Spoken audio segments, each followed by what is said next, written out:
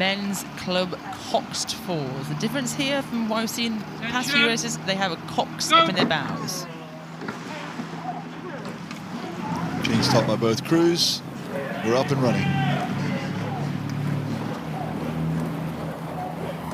We've got a very young crew here in this light blue of Hinksey. They're all juniors, which is really interesting to see, and all fairly new to the sport. So it's really fun to see this crew come here and actually get through to this final. And actually, Adrian, looking at the times, they were fast yesterday. They were 2 seconds faster to the first marker of the barrier than the Frankfurter crew. So let's see what they've got. This is going to be a fantastic race. Both crews had relatively easy wins yesterday. Frankfurt won by 1 3 1/4 lengths against Nottingham Rowing Club, and Hinksey beat London Rowing Club by 2 lengths.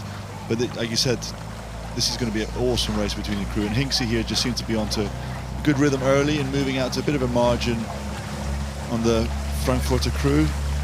Let's see what happens when they get into rhythm now. And they've got what we call a bucket rig here in the Hinksey crew, and 2 members of the crew are on the same side in sequence, one after each other. And in 4 you see that quite a lot, but it's working quite nicely for them, Adrian. It certainly is, and here just Frankfurt seem to stay on their high sprint pace a bit longer and transition into the rhythm a little bit later. They got a bit of an advantage from it, but here as they're transitioning, it looks like maybe Hinksey have, no, it's very similar speed. They're sort of matching each other stroke for stroke, and here Frankfurt is starting to edge out just a couple of inches a stroke. Frankfurt then at the top of your screen. Bit older crew. I'm saying older, do them injustice, they're all in mid-20s. But they're looking very strong there in the top of your screen. Can this Hinksey crew, you know, hold their heads through to the first marker and stick with it? I hope we can see a close race down here. Yeah, Cox Fours is definitely a boat type where you can generate changes in boat speed here. And Frankfurt have done a great job here in the first 2 minutes of the race to get themselves into the position you want to be in, half or 3/4 of a length up, hopefully not expended too much of their energy. Hinksey now need to make sure they just do not lose contact. The rhythm is at a high enough cadence and pace they can keep the overlap and start to put Frankfurt under pressure.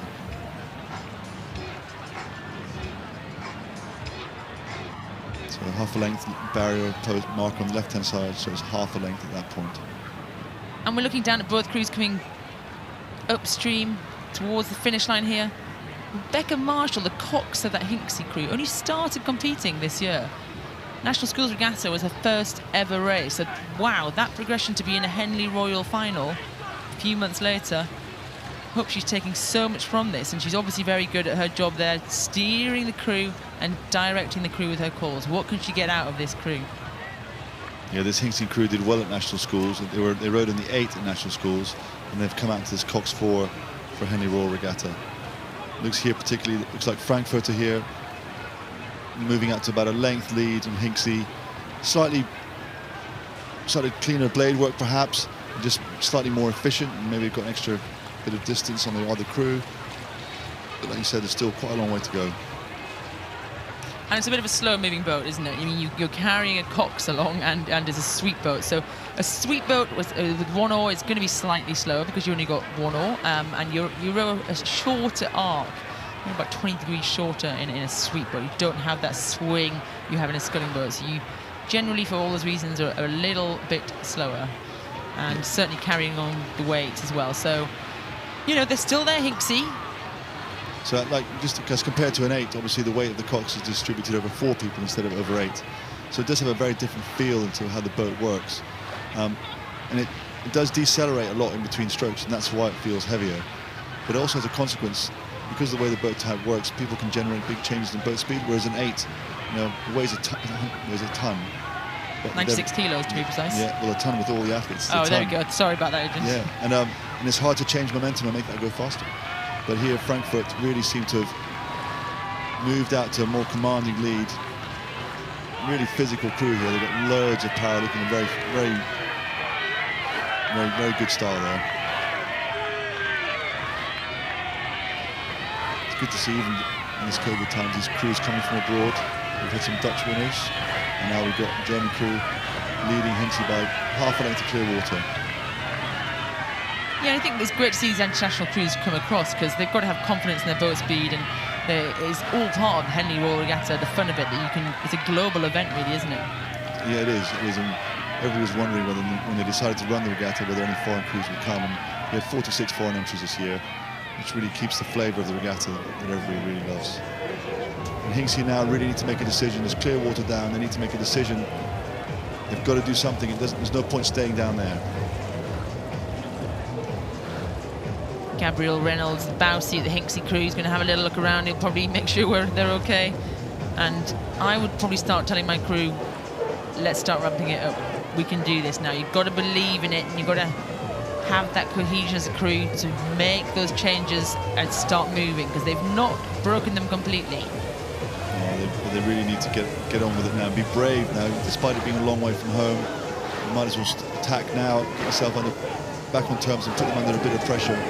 But Germania here, really, their rhythm has been metronomic since minute and a half.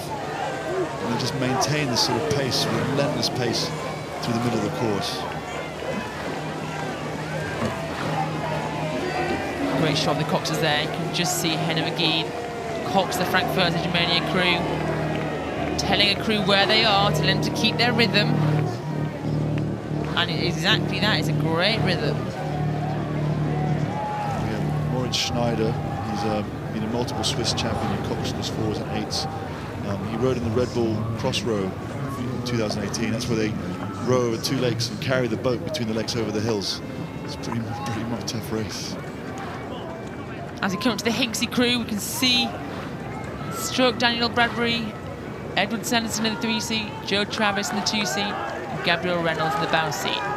This is an amazing effort by these juniors. They managed to get all the way through to the regatta finals day, and then up against a really physically mature German 4. And they've really done themselves proud here. Really, they haven't been outclassed in any way whatsoever, and really rowing bravely all the way to the line. And they've got to take that from the regatta, Adrian. What a regatta they have had. These young boys coming into it, getting up here onto the biggest stage in a club event is really impressive.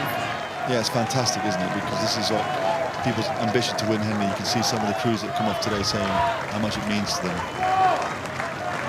I'm sure we'll see them again, but as we have the last stroke there, it's going to be a win for Frankfurter Germania of Germany in the Britannia Challenge Cup. Oh, there, a great-looking Hinksey Sculling School. Well done, both crews. See what it means.